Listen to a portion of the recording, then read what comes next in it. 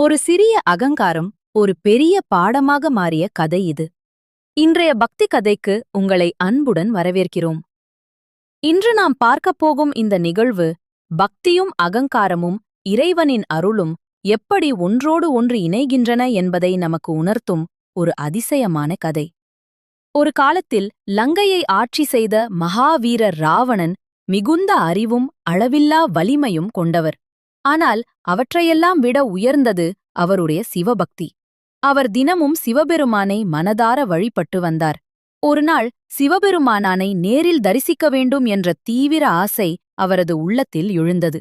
அந்த ஆசை சாதாரணமானதல்ல, அது முழு மனதின் பக்தியால் நிரம்பிய ஒன்று. அந்த எண்ணத்துடன் அவர் கைலாய மலையை நோக்கி தனது பயணத்தை ஆரம்பித்தார். பனி மூடிய மலைகள், கடும் காற்று, கடினமான பாதைகள் எதுவும் அவரை தடுக்கவில்லை. உறுதியான மனத்துடன் அவர் முன்னே சென்றார். இறுதியில் அவர் கைலாய மலையை அடைந்தார். அந்த மலை சாதாரண மலை அல்ல, அது சிவபெருமான் தங்கும் தெய்வீக ஸ்தலம்.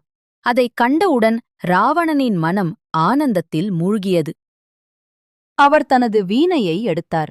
அதனை மெதுவாக இசைத்து முழு பக்தியுடன் சிவதாண்டவ ஸ்தோத்திரத்தை பாடத் தொடங்கினார். அந்த இசை சாதாரண இசை அல்ல, அது அவரது உள்ளத்தின் பக்தியின் வெளிப்பாடு. அந்த ஒலி விண்ணுலகை எட்டியது. தேவர்கள் கூட அதைக் கேட்டு வியந்து நின்றனர். ஆனால் அந்த நேரத்தில் ஒரு சிறிய அகங்காரம் அவரது மனதில் தோன்றியது. நான் இவ்வளவு சக்தி வாய்ந்தவன், இந்த கைலாய மலையையே தூக்க முடியும் என்ற எண்ணம் அவரை ஆட்கொண்டது. அந்த ஒரு எண்ணமே அவரது வாழ்க்கையில் பெரிய மாற்றத்தை ஏற்படுத்தியது. உடனே அவர் தனது பலமான கைகளால் கைலாய மலையை தூக்க முயன்றார். அந்த நேரத்தில் மலை அசைந்தது, பூமி நடுங்கியது, தேவர்கள் பயத்தில் உறைந்தனர். ஆனால் சிவபெருமான் அமைதியாக இருந்தார். அவர் தனது கால் விரலை மட்டும் மலையின் மீது மெதுவாக அழுத்தினார். தனது ஒரு சிறிய அழுத்தமே போதியது.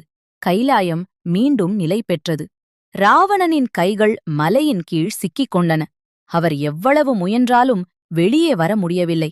அந்த வேதனையில் ராவணன் தனது தவறை உணர்ந்தார். அகங்காரம்தான் அவரை இந்த நிலைக்கு கொண்டு வந்தது என்பதை புரிந்து கொண்டார். உடனே அவர் தனது மனதை மாற்றி முழு பக்தியுடன் சிவபெருமானை பிரார்த்திக்கத் தொடங்கினார். சிவா, என்னை மன்னித்தருளுங்கள், நான் செய்த தவறை உணர்ந்துவிட்டேன் என்று அவர் மனமாறி வேண்டினார். அவரது குரலில் உண்மையான பக்தி ஒலித்தது.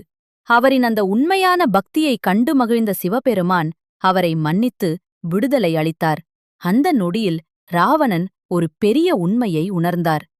எவ்வளவு பெரிய சக்தி இருந்தாலும் அகங்காரம் இருந்தால் அது வீழ்ச்சிக்கே வழிவகுக்கும். ஆனால் உண்மையான பக்தி இருந்தால் எந்த தவறும் மன்னிக்கப்படும். இந்த கதை நமக்கு சொல்லும் பாடம் என்னவென்றால், வாழ்க்கையில் எவ்வளவு உயர்ந்த நிலையில் இருந்தாலும் பணதாலும் பணிவும் பக்தியும் அவசியம். இறைவன் எப்போதும் உண்மையான மனதை மதிப்பார். இந்த பக்தி கதையை கேட்டதற்கு நன்றி. உங்கள் வாழ்க்கையில் அமைதி, சந்தோஷம் மற்றும் இறை அருள் எப்போதும் நிரம்பியிருக்கட்டும். ஓம் நம சிவாய.